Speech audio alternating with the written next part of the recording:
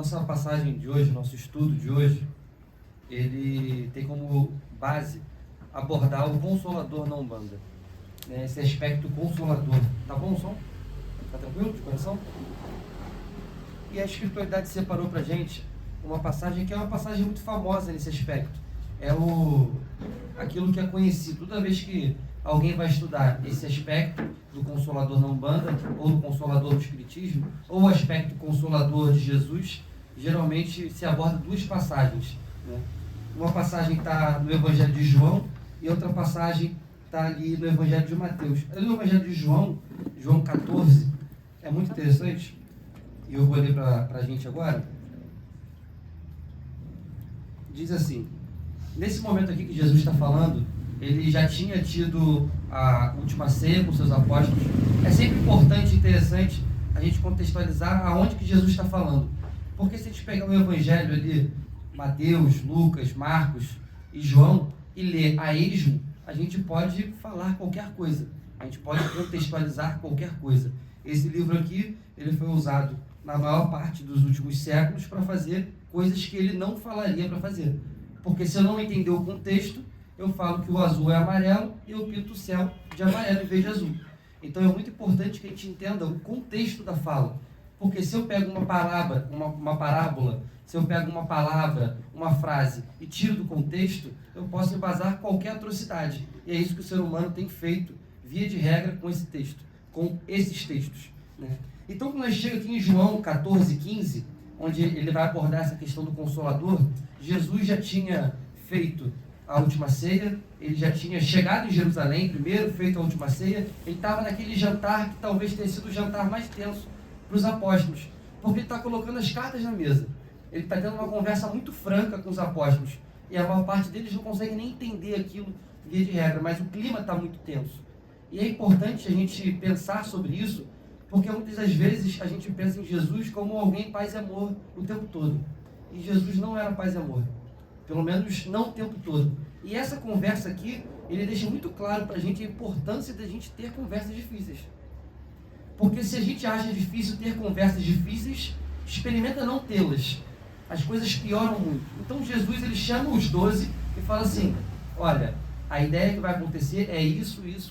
Um se levanta, sai. Quantas vezes a gente não tem que ter uma conversa dura com a esposa, com o marido, com o chefe, sei lá, com alguém que está fazendo negócio, e a pessoa se fica nervosa, vai lá e levanta. Então é esse o tipo de tensão que está acontecendo aqui. Judas pega e levanta, ele vai lá e fala que Pedro vai traí-lo, Pedro fala que não, e ele reforça que antes que o galo cante, ele o trairia, o negaria, na verdade, 3 vezes.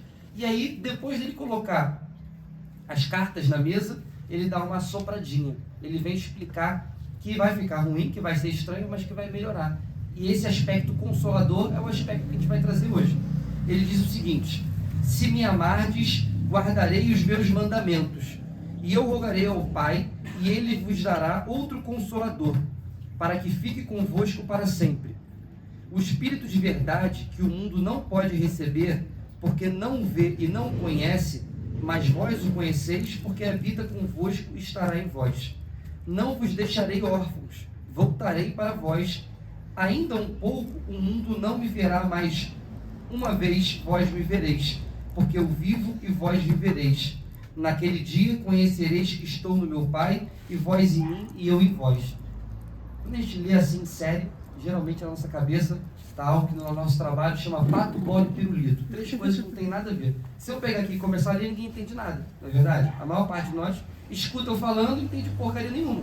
Então a grande questão, o grande desafio de quem se propõe a falar do Evangelho é explicar o que está escrito ali, dentro de um contexto que seja ético e honesto, dentro daquela versão. Porque, como eu disse, eu posso explicar isso e pensa nas barbaridades que já foram feitas com a Bíblia debaixo do braço. Então, Jesus, ele nesse momento, depois que ele colocou as cartas na mesa, ele está falando: peraí, também não é só isso. As coisas vão se encaixando com o passar do tempo. Eu vou mandar para vocês um consolador, algo que vai explicar para vocês aquilo que vocês não têm capacidade de entender ainda. Ele ainda chama esse consolador de o Espírito da Verdade. Ele fala que vai mandar o Espírito da Verdade, que vai explicar aquilo que eles não têm capacidade ainda de entender. Mas, antes dele falar isso, eu acho muito interessante que ele fala assim: se me amardes, guardarei os meus mandamentos. É a primeira frase disso. Qual foi o único mandamento que Jesus deixou? Ele deixou 2, na verdade. Ele falou que era para a gente não gostar de quem tivesse uma opção sexual diferente da gente. Esse é o mandamento de Jesus. O mandamento de Jesus é explorar o trabalho dos outros. Esse é o mandamento de Jesus. Agredir aquele que pensa diferente da gente. Jesus, ele não fala de nada disso, que se embasam muitas vezes com a fala dele. O que Jesus fala como mandamento é amar a Deus sobre todas as coisas e o próximo como a ti mesmo. Ele ainda encerra falando, aí está a lei e todos os profetas. Esse é o mandamento de Jesus. Ele fala, se você me ama, você vai guardar os meus mandamentos. Então é muito fácil a gente falar que ama Jesus da boca para fora. Uma vez eu vi um pastor dizendo, e brilhante a fala dele, que o maior desafio hoje dos pastores, o maior desafio hoje do cristianismo é cristianizar os cristãos. Esse é o maior desafio. Porque o camarada tem Jesus na faixa, 100% Jesus, tem Jesus no carro, tem Jesus, a Bíblia em cima do assoalho do carro, tem Jesus no Instagram, no Facebook, mas não ama os outros como a si mesmo. Ele sempre se coloca com um ar de superioridade perante a quem pensa diferente dele. Então Jesus, antes de falar do Consolador, do Espírito de verdade, ele deixa essa ressalva. Olha, se você me ama, você guarda os meus mandamentos. E aí depois ele vai explicando que vai vir um Espírito de verdade, e esse Espírito de verdade vai colocar as coisas que ainda não temos capacidade de compreender nos seus devidos lugares. E esse Espírito de verdade, ele chama de, na verdade, esse Consolador, ele chama de Espírito de verdade. E aí eu acho magnífico o trabalho de Allan Kardec, que é uma influência da Umbanda. A Umbanda, ela tem como pilar, um dos pilares, a influência africana, a influência indígena, a influência católica e a influência espírita. Algumas outras formas de se fazer Umbanda trazem uma influência oriental muito grande também. Mas a influência espírita é uma influência da Umbanda. E quando a gente pega esse livrinho aqui, no prefácio desse livro tem uma mensagem muito curta e muito bonita, que eu vou ler para vocês. Ele diz assim: os Espíritos do Senhor, que são as virtudes dos céus, como um imenso exército que se move desde que dele recebeu a ordem, espalham-se sobre toda a superfície da terra. Então, em toda a superfície temos espíritos. A maior parte de nós não os enxerga, mas eles estão conosco o tempo todo. Semelhantes a estrelas resplandecentes, eles vêm iluminar a estrada e abrir os olhos dos cegos. O que é iluminar a estrada e abrir os olhos dos cegos? Eu falo assim, peraí, meu amigo, Jesus não falou isso não. Ele falou para tu respeitar a escolha do cara. Isso é abrir os olhos dos cegos. Iluminar a estrada é falar, olha, faz isso aqui, vai lá doar um pão, vai lá doar o seu tempo, vai ouvir, julga menos, ama mais, perdoa. Isso é abrir os olhos, isso é guiar os cegos. Eu vos digo em verdade, são chegados os tempos em que todas as coisas devem ser restabelecidas no verdadeiro sentido, para dissipar as trevas, envergonhar os orgulhosos e glorificar os justos. Eu acho muito bom a ideia que a gente criou de que espírito de luz é bonzinho, bobinho, chatinho. O camarada disse que vai envergonhar os orgulhosos. Você está falando de algo muito sério. E é o espírito de luz que disse isso. Porque muitas vezes a gente precisa de chogalhão. Muitas vezes, tem uma amiga da Ju, que outro dia usou uma frase muito boa, falando sobre algo que a pombagira dela disse para ela. A pombagira dela foi muito didática. Ela disse assim, abaixa a bolinha, minha filha. Às vezes a gente precisa de um espírito falar pra gente, abaixa a bolinha. Você não é isso tudo. E quanto mais alto a gente se coloca, mais alto a gente se envergonha. Não é que o espírito vai te envergonhar, mas você, com o seu procedimento, vai se envergonhar. Jesus fala, não senta na primeira cadeira. É melhor que você fique do lado da mesa, esperando o anfitrião falar, pô, senta aqui no lugar de destaque, do que você sentar lá e ele falar, levanta aí, porque quem vai sentar aí é minha tia, meu tio. Olha que clima horrível. Então, geralmente, quem se envergonha é porque acha que é mais do que de fato é. Prosseguindo. As grandes vozes do céu ressoam como o som do clarim, e os coros dos anjos se reúnem. Homens, nós vos convidamos para o divino concerto, que vossas mãos peguem a lira, que vossas vozes se unam, e que em um hino sagrado elas se propaguem e vibrem em toda a extensão do universo. Será que a gente está pronto para descobrir que existe vida em vários planetas? Se a gente não consegue respeitar o camarada que mora na rua de baixo? Será que a gente vai conseguir respeitar o camarada que está morando numa outra galáxia, num outro planeta, com uma outra cultura? Só que o que a espiritualidade está dizendo é: somos uma família universal. Nós somos uma família universal. O nosso Pai, que botou vida aqui na Terra, esse planetinha pequenininho, ele botou vida em vários outros planetas. Será que a gente está preparado para se entender enquanto uma família universal? Eu não consigo respeitar o camarada do continente africano, do continente asiático. Eu, enquanto europeu, enquanto americano, muitas vezes eu me acho melhor do que o camarada que encarnou na Ásia, do camarada que encarnou na África. Quando a gente pensa no nosso bairro, quantas vezes a gente não discrimina quem mora na rua X ou Y. Só que ele está falando assim: gente, a gente está numa família universal. Nós somos uma família universal. Homens, irmãos que nós amamos, estamos próximos de vós. Amai-vos também uns aos outros, e dizei do fundo de vosso coração, fazendo as vontades do Pai que está no céu. Senhor, Senhor, e podereis entrar no reino dos céus. Quem assina essa mensagem se auto-intitula o Espírito de Verdade, fazendo um paralelo nítido e proposital com aquilo que foi dito 1800 anos antes.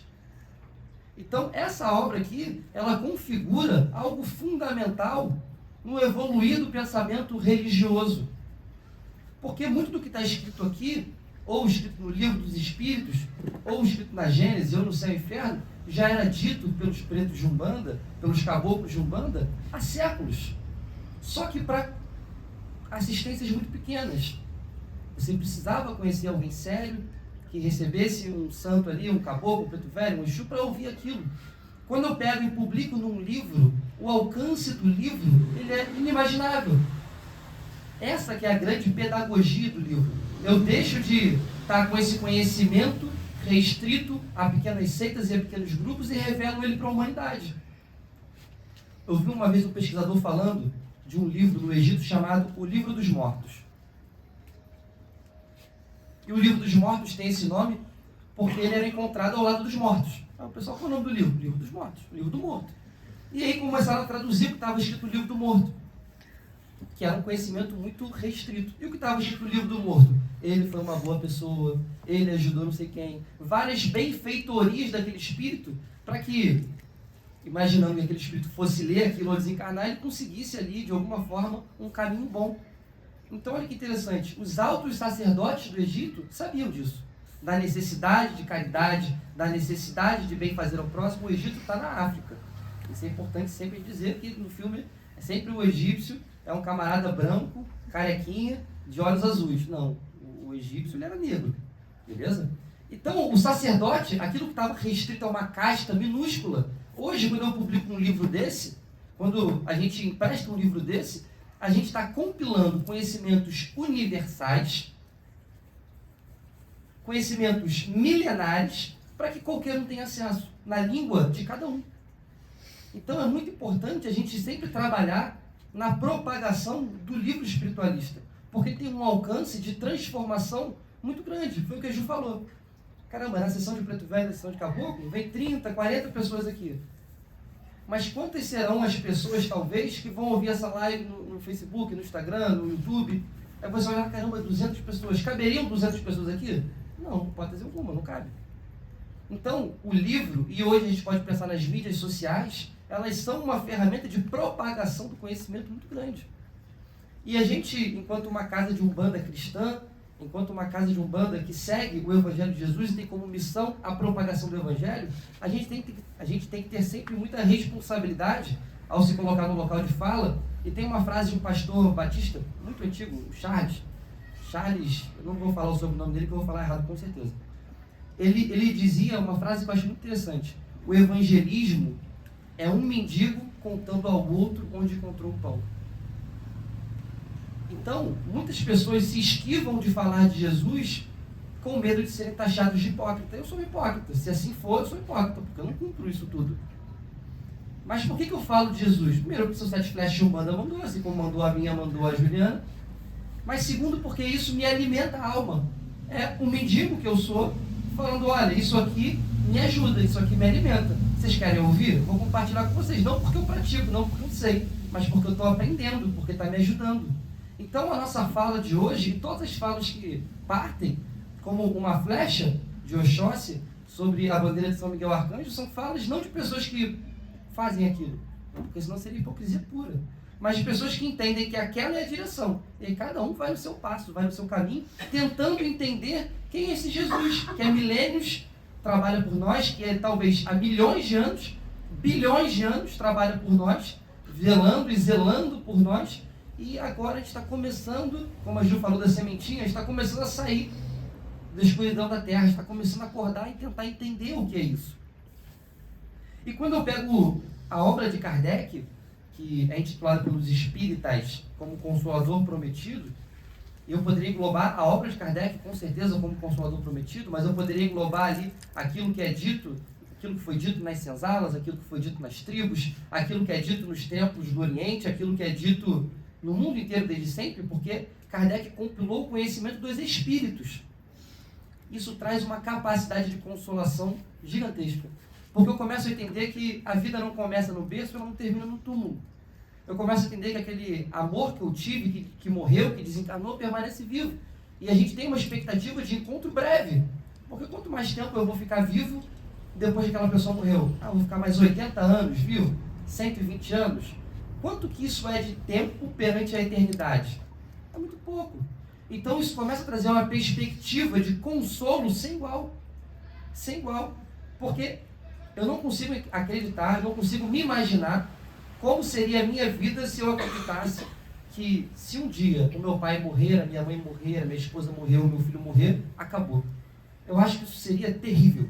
Terrível. Isso é terrível. Você ter a certeza que a morte é o fim de tudo, isso é assustador. Isso é assustador. E quando eu começo a ter a certeza inabalável que o meu pai desencarnou há 2 anos e que vira e mexe eu encontro, isso é muito consolador. Que vira e mexe eu consigo conversar e ouvi-lo e ele me ouvir, isso é muito consolador. Eu pensar que aquele ente que eu amei continua vivo, a minha mãe, o meu pai, o meu irmão, o meu filho, isso traz um aspecto de consolação sem igual. Que nas tribos africanas, nas tribos indígenas, sempre se soube disso. Uma das coisas mais bonitas que eu vi uma vez foi o enterro de um colega nosso do trabalho. Ele era do candomblé e fizeram uma festa. Depois do velório fizeram uma festa. Eu olhei aquilo e falei assim, caramba, olha que nível dessas pessoas de compreensão da vida. Ele encerrou um ciclo e ele começou outro, que vai encerrar daqui a pouco, porque ele vai recomeçar esse ciclo daqui a pouco. E a gente vai assim, indeterminadamente, nascer e morrer, e ainda assim progredir, tal é a lei. A gente vai o tempo todo seguindo esse ciclo. E um outro aspecto que a gente escuta, eu escutava desde muito pequenininho o seu Xangô da Pedreira falando do merecimento. O tal do merecimento. Ele falava muito dessa palavra. O Caboclo Xangô falava muito de merecimento. Está escrito ali, está escrito no livro dos Espíritos, está escrito na Gênese, no Céu e Inferno. O que é o tal do merecimento? É uma lei que hoje os coaches usam muito, e que bom que usem, porque é importante que as pessoas entendam. Alguém tem que ouvir isso, alguém que seja pela boca dele, que seja pela boca do coach, do pastor, do padre, do mentor, enfim. A gente precisa ter a certeza que o que se planta se colhe. Só que, via de regra, a gente não gosta disso. Porque a gente sempre acha que merece colher mais do que plantou. A gente sempre acha que vai ter uma brecha, um pistolão espiritual, vai dar um jeitinho e eu vou plantar meio e vou colher um. Não vai, pô. Isso é consolo. Isso é extremamente consolador. Se a sua vida está ruim, você tem que olhar para trás e ver o que aconteceu ali atrás. E você vai encontrar, com certeza, a razão disso. Isso é consolo. Só que essa fala mais dura ela não dá like. Ela não é o que quer ser ouvido. Não é o que arrasta a multidão. O que arrasta a multidão, Lucas? Teologia da prosperidade. Eu falar que você vai me dar o carro aqui pro terreiro e seu Exu Veludo, Dona Sete Salles, vai te dar você vai dar uma Fiat Uno e vai sair daqui com um Fiat Toro. Isso é o que... Aí você vai botar um adesivo, foi Deus que me deu, ou então foi Dona Sete Salles que me deu. Isso arrasta multidões. Você plantar para colher em dobro aquilo que é material. Só que em momento nenhum a espiritualidade fala sobre isso. A teologia da prosperidade arranca e arrasta multidões. Agora falar sobre livre-arbítrio e sobre lei de merecimento não arrasta multidões. Outra coisa que vem acontecendo muito no mundo e torna essa fala de hoje, esse estudo da semana muito importante, é a gente pensar na saúde mental do planeta Terra hoje. Pare e pensa na sua saúde ou na saúde das pessoas que você ama, que te envolvem no trabalho. Pensa nas pessoas que você conhece. Estava conversando com a Ju esses dias sobre algumas estatísticas da OMS sobre saúde mental. Cara, é assustador. Tinha uma lá que era alguma coisa mais ou menos assim, que falava alguma coisa da ordem de 1 em cada 4 pessoas, era alguma coisa assim assombrosa, de 25% a 20% das pessoas têm problemas para dormir. Ou um sono de má qualidade, ou não consegue pegar no sono, ou sono picado. Ou então quando a gente vai ver as estatísticas de depressão, de ansiedade, as estatísticas de várias questões que envolvem ou orbitam a saúde mental do encarnado hoje, isso desafia a ciência psicológica, a ciência psiquiátrica de um jeito assombroso. E existe solução simples para isso? Não. Porque problemas complexos vão precisar de soluções sistêmicas. E dentro desse aspecto, a espiritualidade e a religiosidade são peça fundamental. A gente não pode também jogar tudo no colo da ciência psiquiátrica, da ciência psicológica, e falar assim, ó, resolvam o problema da humanidade. Não. Isso envolve a saúde social, envolve modelos econômicos, envolve a gente pensar o que a sociedade quer e almeja. Porque antes, a doença psicológica, o sofrimento psiquiátrico, enfim, essa questão da saúde mental, ela englobava fatias mais claras. Hoje tem adolescentes, crianças, idosos, pessoas que você não esperava ou você não imaginava que estivessem vivendo um sofrimento psicológico e estão ali enquadradas nisso. E dentro desse aspecto a gente fala sobre a capacidade de consolação da religiosidade, da espiritualidade, é muito importante. Até dentro do meio religioso. Porque o camarada não é porque ele é religioso que ele não está suscetível a isso. Ele também está. Não é porque o camarada é psicólogo que ele não está suscetível a isso. Ele também está. Então nós precisamos, enquanto comunidade, e a Umbanda é uma religião de comunidade, pensar como que a gente lida com isso. Repensar a nossa forma de viver. Porque se a gente for olhar pelo ponto de vista espiritual, a gente vem construindo, enquanto sociedade, as nossas fundações em terreno muito frágil, em terreno muito sólido, em terreno muito, não muito sólido, mas muito frágil. E isso implica numa série de coisas. Por exemplo, a maior parte de nós vive a vida correndo atrás de dinheiro, correto? Alguns conseguem muito, outros conseguem pouco, outros conseguem nada, mas a via de regra, a gente passa a vida correndo atrás de dinheiro. E quem disse que você conquistar aquele... Chegou lá, conseguiu dinheiro, quem disse que você vai estar feliz? Porque a dor, ela atinge a todos, indiscriminadamente. Todos nós estamos suscetíveis a essa vida louca que estamos vivendo, de falta de tempo. A gente nunca teve tantos meios que facilitem o nosso transporte, a nossa comunicação.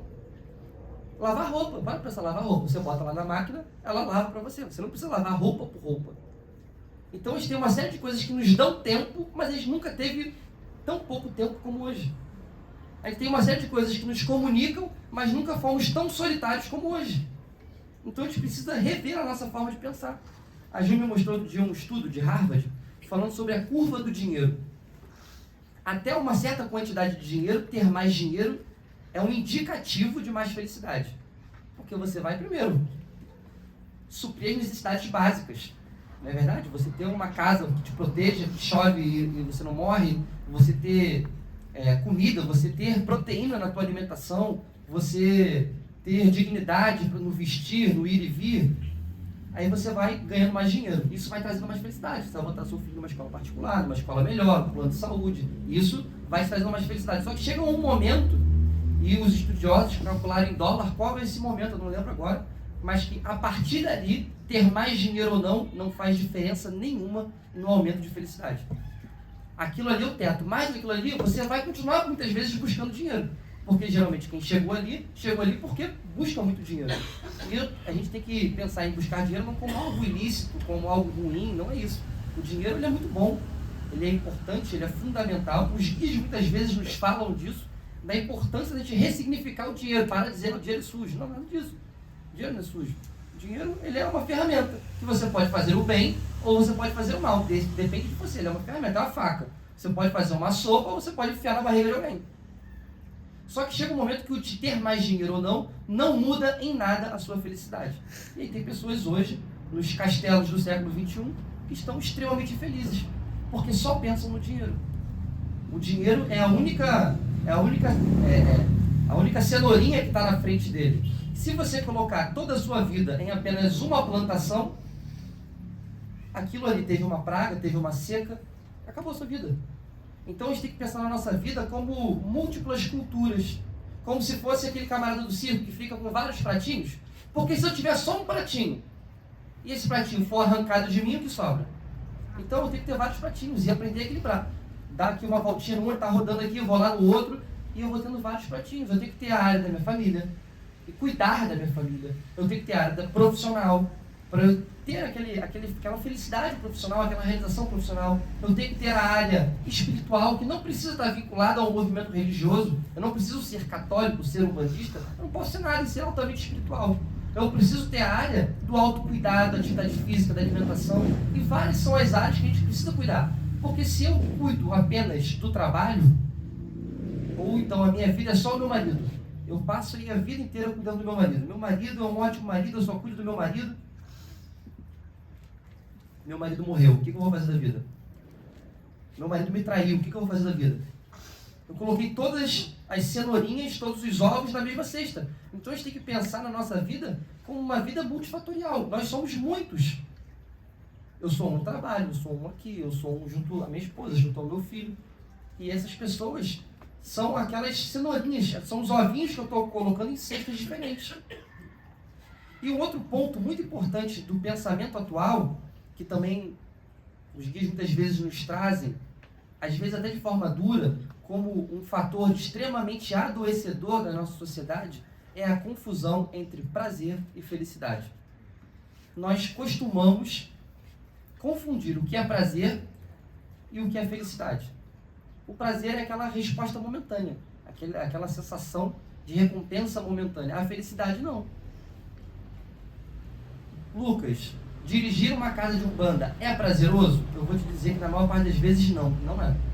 Porque domingo eu estaria aqui, o dia inteiro. Hoje, não sei que horas eu vou sair. Muitas vezes eu estou aqui sexta, sábado, domingo, segunda, terça, quarta. Isso não é prazeroso.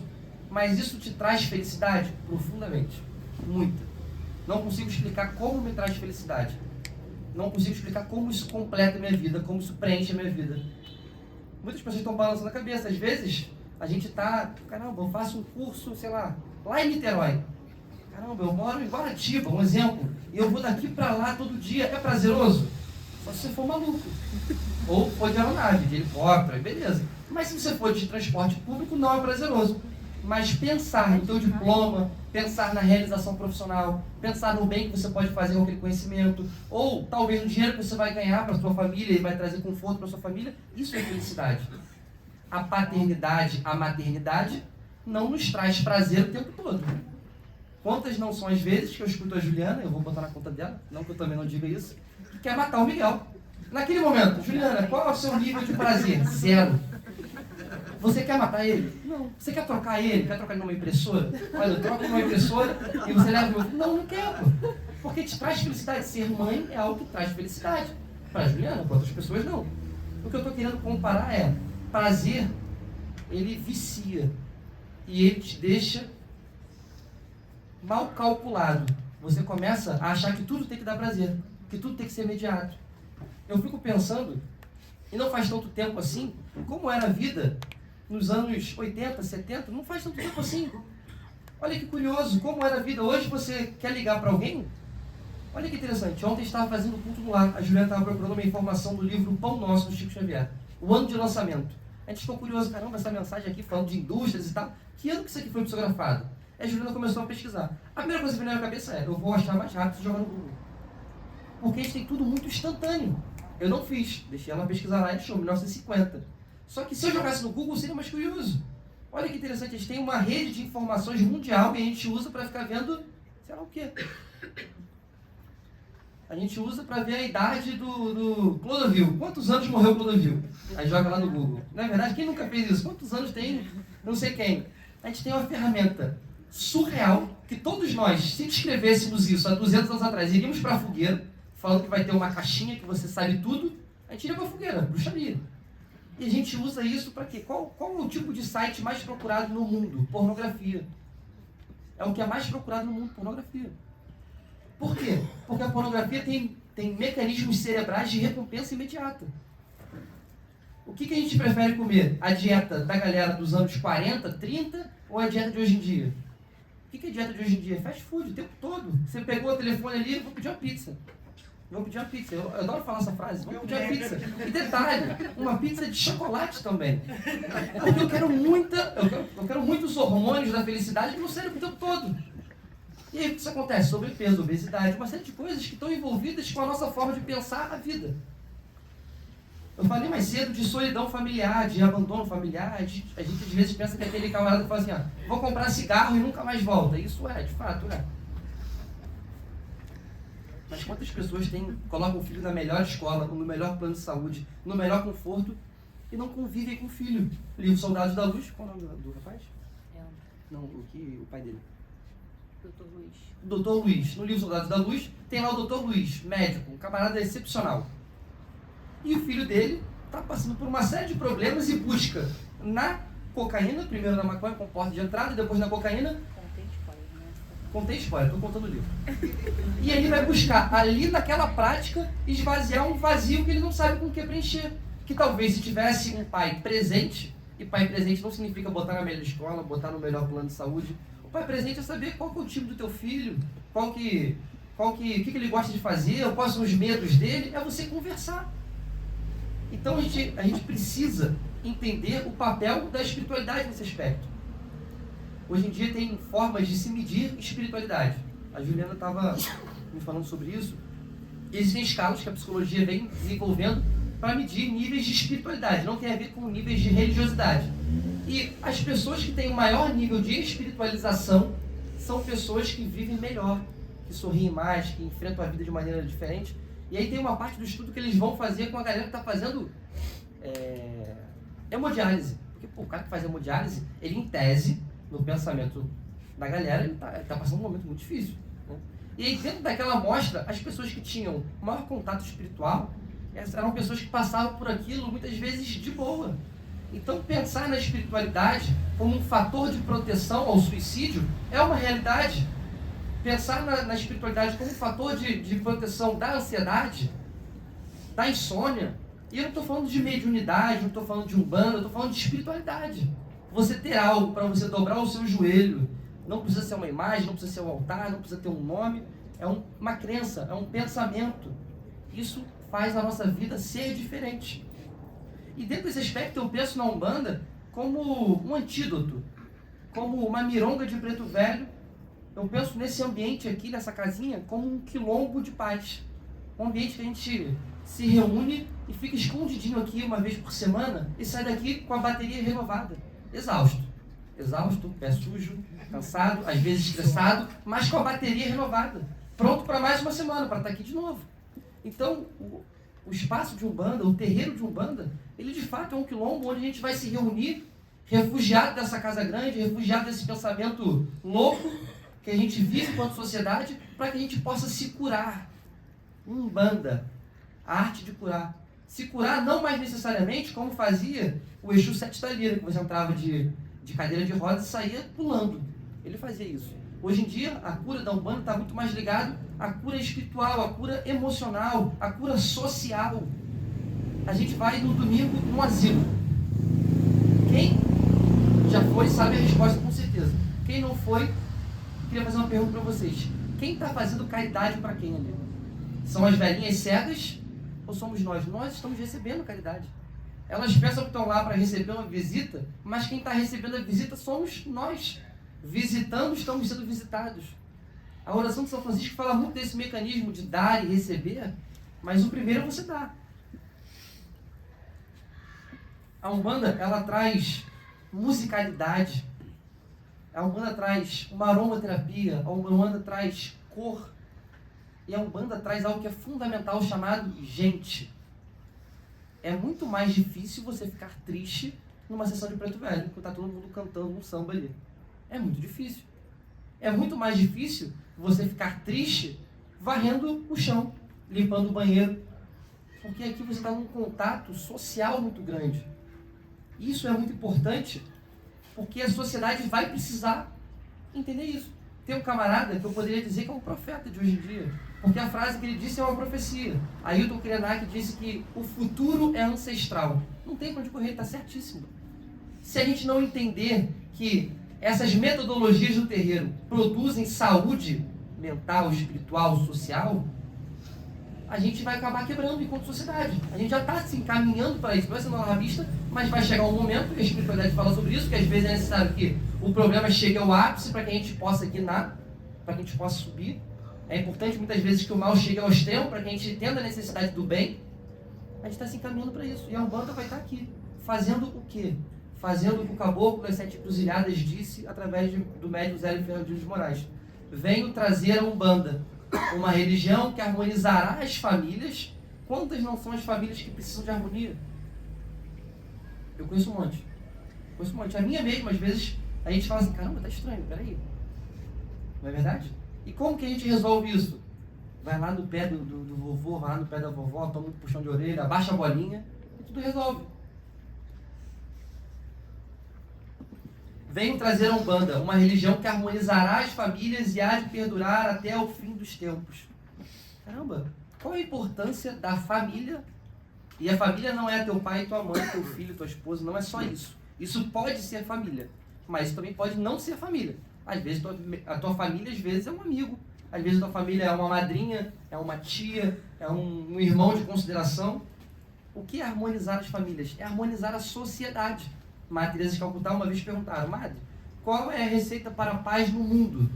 Vá para a sua casa e ame a sua família. Porque se todo mundo fizer isso, vai ficar tudo ok.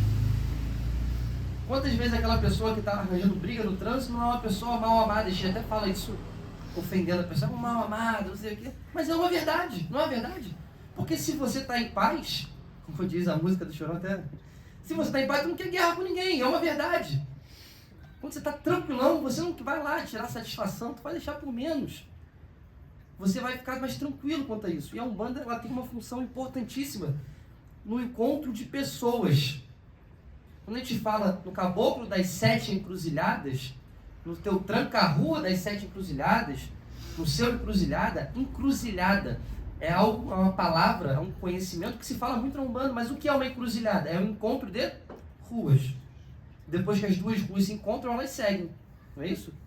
Depois que duas pessoas se encontram, elas seguem. Quando eu encontro a Maria Kézia e converso com a Maria Kézia, quando eu sigo, eu trago um pouco da Maria Kézia comigo. Caramba, a Maria Kézia tá precisando de uma conversa, está triste, ou então está muito nervosa. Ou então o contrário, poxa, o Lucas está precisando. Quando eu sigo depois de encontrar a Maria Kézia, eu não sou mais a mesma pessoa e nem ela. Essa pedagogia de encruzilhada, ela é fundamental dentro da Umbanda. A gente encontrar a arte do encontro. A gente vem pra cá, aí acaba, gira. Fica todo mundo sentado aqui um tempão batendo papo. Por quê? Porque é gostoso encontrar pessoas. Porque a gente se sente mais humano nesse encontro. A solidão, ela é um indicativo de uma série de problemas. O afastamento social é um indicativo de uma série de problemas. A gente não querer, não gostar, não se sentir bem, é um indicativo de que tem alguma coisa de estranho. Não é que você tem que gostar de todos os ambientes, todas as pessoas, não é isso. Mas o afastamento social daquele núcleo que nos fazia bem é um indicativo que a gente tem que acender uma luzinha amarela, pensar, caramba, o que está acontecendo? E investigar isso. Um outro ponto fundamental na Umbanda é a esperança, no sentido de esperar algo do futuro. Tem uma historinha, a Juliana já ouviu 88 vezes eu contar, porque eu acho ela muito boa, a que eu contei lá na casa da mãe Mena. Que ela é muito boa, a gente esperar algo bom. Conta a história que tinha um príncipe lá na Índia, e o rei, o pai dele estava muito velho, estava para desencarnar, e lá, depois que o pai morria, o filho era o novo rei. E tinha um cargo de ministro, de conselheiro do rei. E o conselheiro do rei era uma pessoa fundamental dentro daquele reinado. Era uma pessoa quase como se fosse um segundo rei, um vice-rei. E o conselheiro também era vitalício, ou seja, escolheu aquele camarada, não era hereditário, mas era vitalício. Foi escolhido para ser o conselheiro, você só deixa de ser conselheiro quando você morrer. E aí vai ser o teu filho? Não, vai ser outra pessoa que eu vou escolher e vai ser aquilo. E aí o pai do cara estava mais velho já, ele pensou, meu pai está para morrer, quando ele morrer, eu vou dar um jeito de me livrar desse conselheiro, porque esse conselheiro é um cara retrógrado, é um cara fraco, é um camarada muito incomodado, muito frio, e eu quero ter um reinado arrojado. Ele tem uma frasezinha que me irrita muito. Tudo ele fala essa frase. Qual é a frase? ele sempre falava, nas vezes que ele tinha a oportunidade de falar, que tudo acontece para o melhor e nada acontece por acaso. Já ouviu essa história? Juliana 88 vezes. Tudo acontece para o melhor e nada acontece por acaso. E aí, tira e queda, passou uns meses, o pai morreu, ele assumiu. E aí, nas primeiras reuniões, o cara veio com aquela ladainha de tudo acontece para o melhor e nada acontece por acaso. Ele ficava pensando, como que dizem que esse cara é sábio se ele fica com essa ladainha conformista, retrógrada? Eu quero um reinado arrojado, eu quero conquistar território, enfim. Como que eu vou me livrar desse camarada? Tinha uma cerimônia que eles faziam ali uma caçada anual. Pegavam uma porção de nobres, condes, viscondes, duques, enfim, pegavam seus cavalos e iam para o meio do mato caçar dias. Ele falou assim, vai ser ali que eu vou dar um jeito de passar esse cara. Esse cara não vai voltar dessa caçada. E ali a caçada se desenrolando, o príncipe, que agora era o rei, foi passar debaixo de uma árvore e sem querer bateu com a cabeça no galho, caiu desacordado, um corte profundo, começou a sangrar. E aí, depois que ele recobrou a consciência, ele estava olhando, abriu o olho, quem estava ali na frente dele? O conselheiro. Ele falou assim, é agora. Eu vou botar a casca de banana para ele cair. E aí, conselheiro, o que você me diz sobre esse acidente que eu tive? O conselheiro olhou e falou, meu rei, eu não sei o que dizer, mas com certeza isso aconteceu para o melhor e isso não foi por acaso. Ele, meu Deus do céu, isso é um absurdo. Como que você pode dizer isso? Eu fui ferido. Você está conspirando contra mim? Mandou os nobres cavarem um buraco e jogaram o camarada dentro do buraco. Para que ele morresse ali, alimentando chacais, lobos, para que ele morresse lá. E seguiu a caçada. A caçada seguiu. Esse rei, que era muito arrojado, muito atrevido, acabou se enveredando para um lado da mata que estava sozinho. Depois de um tempo ele falou assim, caramba, eu estou perdido. Me desgarrei do grupo, estou perdido. Como eu vou fazer para achar? E começou a gritar, procurar, até que ele ouviu um burburinho e ele falou, pessoal, essa área de mata aqui é muito desabitada, não tem ninguém, só podem ser os meus homens. Chegou lá, quem era? Era uma seita religiosa que estava naquela área de mata para fazer um sacrifício humano que eles faziam uma vez por ano. Eles olharam e falaram assim, caramba, como que o nosso Deus é bom? Ele proveu o nosso sacrificado. Pega ele aí, começa a tirar ele, dá banho nele, limpa ele, tira a roupa, não sei o que, até que chegou um momento que foi desenfaixar a cabeça. Quando ele desenfaixou a cabeça, o que estava lá? Um corte profundo. Aí ele, opa, não podemos.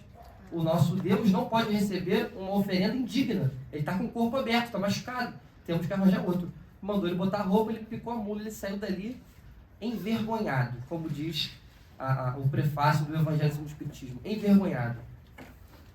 Saiu andando até que ele achou, de fato, os seus homens. Ele falou, cara, a gente tem que voltar lá para tirar aquele camarada. Porque, de fato, aquele conselheiro, meu pai sabia quem escolheu. Porque aquele camarada, de fato, é um sábio.